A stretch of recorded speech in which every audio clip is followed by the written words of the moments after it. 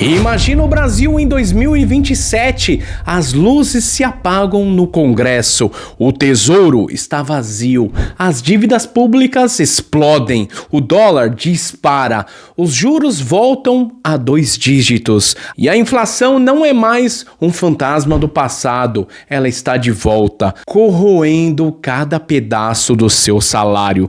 E não existe herói, não existe salvador, só uma conta impagável.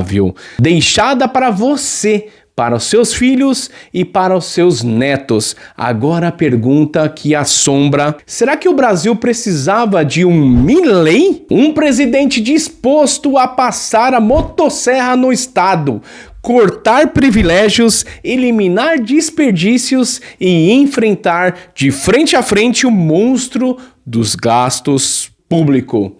Ou vamos continuar acreditando que dá para viver de ilusão fiscal enquanto a conta explode? E hoje eu vou te mostrar como os gastos públicos no Brasil alimentam a inflação. Porque em 2027 não haverá mais espaço para truques contábeis ou heróis imaginários. E como Javier Milei na Argentina virou símbolo de ajuste radical, que muitos brasileiros já começam a desejar. E você pode odiar o Milei, pode discordar da sua forma, mas uma coisa ninguém pode negar: ele olhou para o abismo fiscal e disse: com todas as letras, não há dinheiro. E essa é exatamente a frase que falta em Brasília. E a promessa aqui é clara: você vai entender como chegamos até aqui, porque não temos mais saída sem cortar na carne,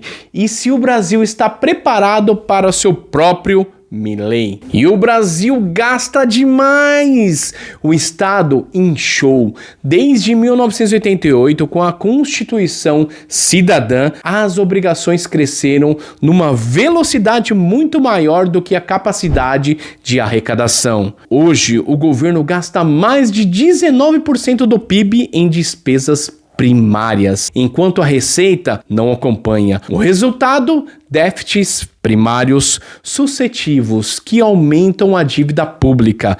Para fechar as contas, o Tesouro emite títulos. A dívida bruta já passou de 75% do PIB e pode chegar até 90% até 2027. Isso sem contar aqueles títulos que estão em custódia do Tesouro, senão já estava nos 90%. Isso significa que cada brasileiro nasce devendo. Para você entender, em 1994, no Plano Real, a dívida pública era inferior a 30% do PIB, ou seja, em 3 décadas o país triplicou a sua dependência de créditos para sustentar gastos. E é como se não bastasse, a máquina pública não só gasta muito, como gasta muito mal, não entrega nada. O Brasil é o país onde políticos fazem banquetes de lagosta e vinho de luxo pagos pelo povo, enquanto hospitais não têm recursos, onde bilhões são destinados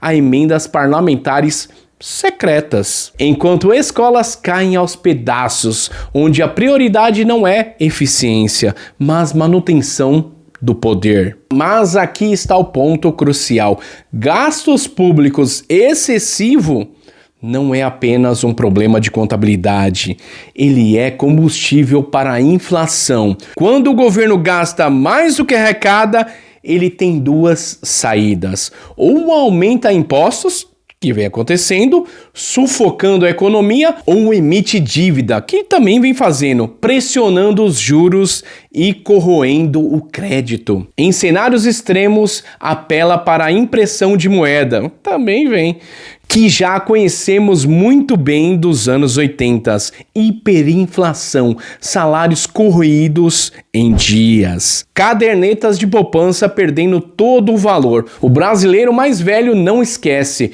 você recebia no começo do mês e corria para o supermercado, porque no fim do mês o preço do arroz já era outro. O Brasil viveu isso. O Plano Real amansou a fera, mas hoje, por irresponsabilidade fiscal desses últimos governos desastrosos, o monstro da inflação está acordando novamente. E se você acha que isso é exagero, basta ver o que o Banco Central faz. Mantém a Selic em patamares altíssimos, porque não confia na disciplina fiscal do próprio governo, ou seja, gastos públicos descontrolados já está no preço do seu cartão de crédito, no financiamento da sua casa, na parcela do seu carro. Você já está pagando tudo isso. Você está pagando esse desgoverno. E o Estado não é solução. O Estado é um problema, é um câncer.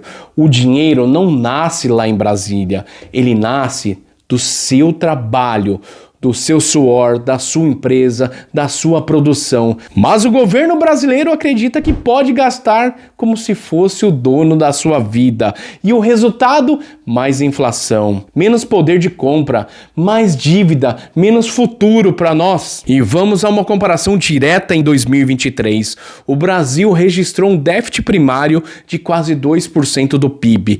Isso parece pouco, mas representa mais de 200 bilhões de reais. Para pagar isso, o governo precisa se endividar com juros médios de 10% ao ano. A cada ano você adiciona dezenas de bilhões em serviços da dívida. E para você entender, é como se uma família que ganha 5 mil reais gasta 6 mil por mês. E ainda pega empréstimo com juros de agiota. É insustentável. Agora olhe para a Argentina de Milei. Em dezembro de 2023, a inflação era de 25% ao mês, mais de 250% ao ano. O país estava destruído. O que Milei fez? Cortou ministérios, cortou subsídios, demitiu servidores, reduziu privilégios. A inflação mensal despencou para 2%. A pobreza, que havia explodido para 52%, caiu para cerca de 38%. O PIB ainda sofre, mas as contas começaram a fechar.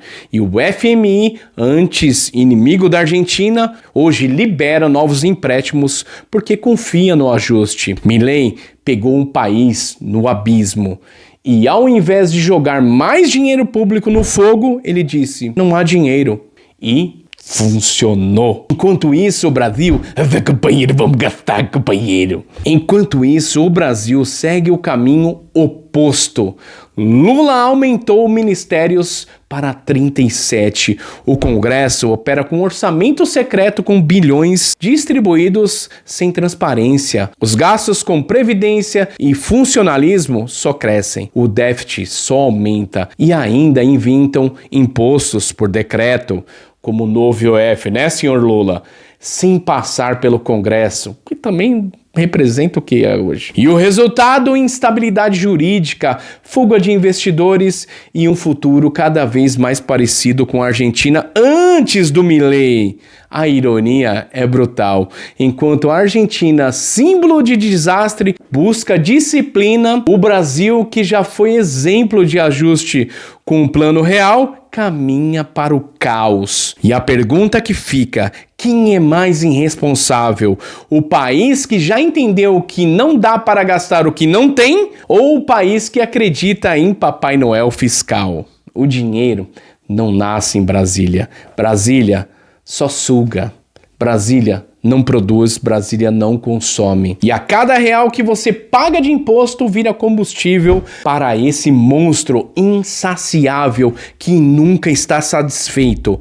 Não há ajuste possível enquanto políticos acreditarem que sempre existe mais um bolso para explorar, mais um trabalhador para sacrificar. Então, será que o Brasil precisa de um Milei? A resposta não é simples. Milei é um choque, uma ruptura. Ele cortou na carne, doeu e ainda dói para milhões de argentinos. Mas os números não mentem. A inflação despencou, a pobreza começou a cair, o país voltou a ter credibilidade. No Brasil, sem reformas estruturais, chegaremos a 2027 com uma dívida acima de 90% do PIB, a carga tributária sufocante e sem espaço para gasto social ou investimentos produtivos. Não haverá herói, só desespero. O que precisamos não é copiar Milei, é ter a coragem de dizer a mesma frase: não há dinheiro. O que você prefere? Um Estado que sustente privilégios ou uma economia que sustente você, o cidadão, que é mais importante? Então comenta aqui embaixo, o Brasil precisa de um Milei? E se você chegou aqui, este é apenas o começo. Temos uma maratona inteira para você entender o colapso fiscal e como proteger o seu patrimônio. Vídeos sobre o risco Brasil, a nova Guerra Fria, sobre como a União Europeia ameaça punir o Brasil, sobre fuga de ricos, sobre como os impostos destroem a classe média. Assista na sequência e conecte os pontos. O problema não é de Brasília, é do seu bolso. E o Brasil é um gigante, mas é um gigante doente, um obeso que insiste em comer mais do que pode pagar. Milei pode ser um exemplo extremo, mas também é um alerta. Quem não faz dieta voluntária, um dia será internado à força. O Brasil pode escolher hoje mesmo, ou corta privilégios e ajusta suas contas, ou será ajustado pela inflação, pela fuga de capitais e pela miséria. O futuro não aceita covardes e 2027 está logo ali. E eu assino aqui com vocês este alerta com uma frase. Não é sobre dinheiro, é o quanto mais demoramos para aceitar isso, mais caro será o preço de verdade. E eu sou Thiago Bordon e um abraço.